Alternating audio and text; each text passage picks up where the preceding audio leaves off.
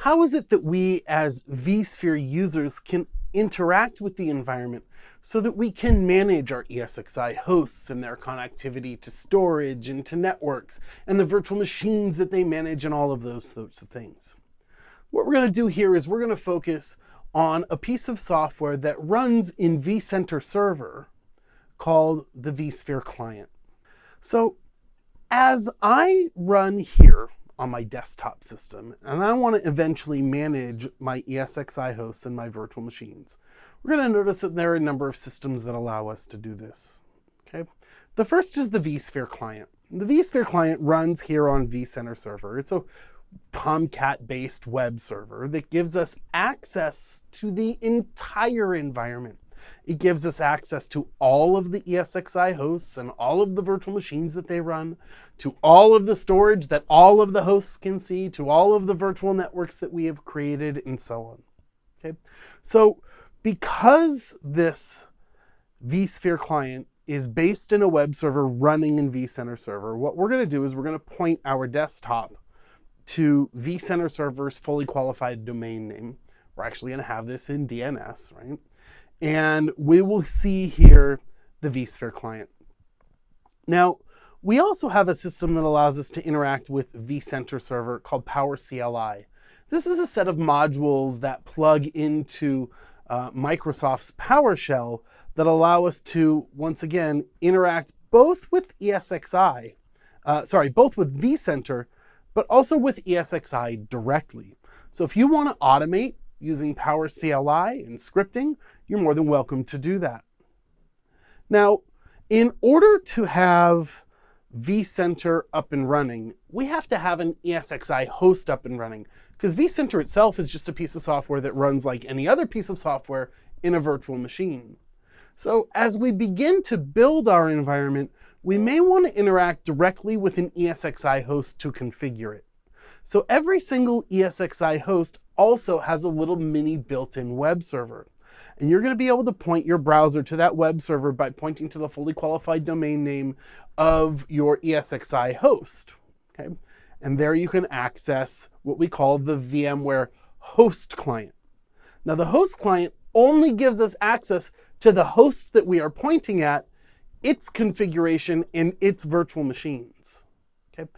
For the most part, if we have scaled beyond a single host, right, we want vCenter Server and we want to point to the vSphere client running here on the vCenter Server so that we can manage multiple ESXi hosts. But just in case, just in case vCenter is down for some reason and we can't get it back up and running, and we're going to talk all about the different ways to protect vCenter in the environment, right? So we should not have that issue, but just in case. Or if we want to manage a host directly, then the host client is always there running on your ESXi hosts. We also want to finally talk about another tool called ESXCLI.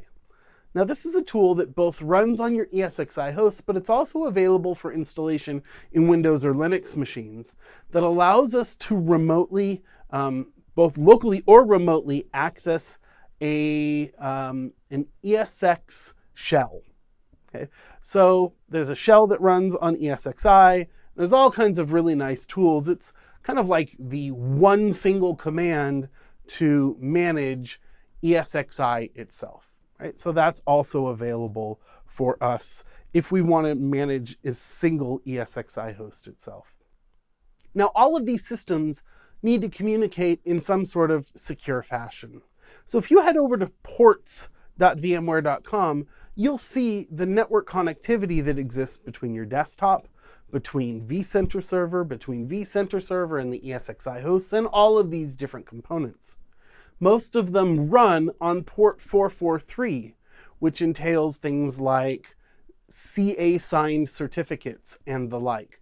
If you're interested in certificate management, you can actually attend our Optimize and Scale course, where we'll actually do a little bit of a deep dive into certificate management in ESXi and vCenter Server.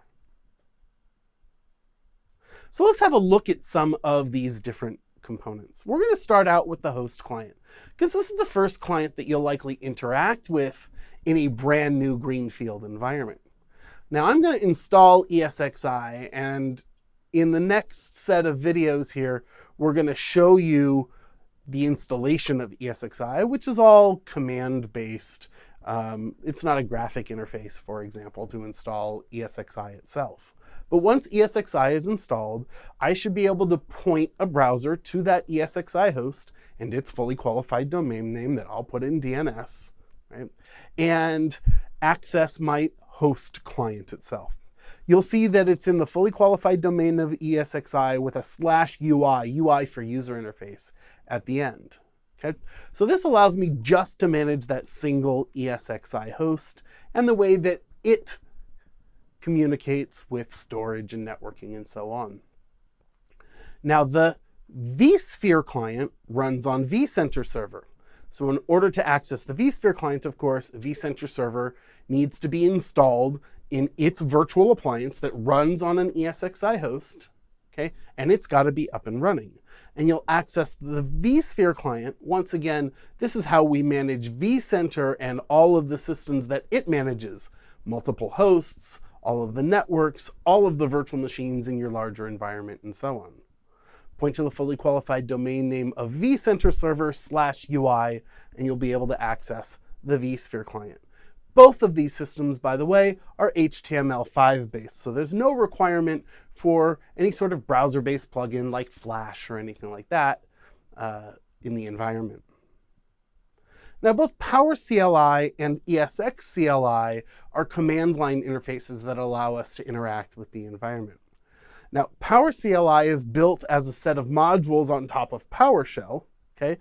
And it provides us a way into vSphere, into vCenter and ESXi through the vSphere API, which really, for the most part, allows us to execute all of the commands and get all of the information back from vCenter and ESXi that we could possibly want. There's 700 plus commandlets in this environment for managing and automating your entire vSphere environment. Now, ESXCLI, on the other hand, is a remote management of just a single ESXi host. Okay? Now, you can download ESXCLI at a website called code.vmware.com. Okay? It's also baked into the standard ESXi installation, but there are Windows and Linux versions of this that you can download and externally run those against your ESXi hosts. You can do this in order to manage the entire environment. For the most part, there's an ESXCLI command to do just about everything. And that does it for us for our short lesson on the user interfaces that we have access to and the different options that we have in managing this environment. When we come back, we're going to have a look at ESXi itself, and we'll show you how to install ESXi on a host of your own.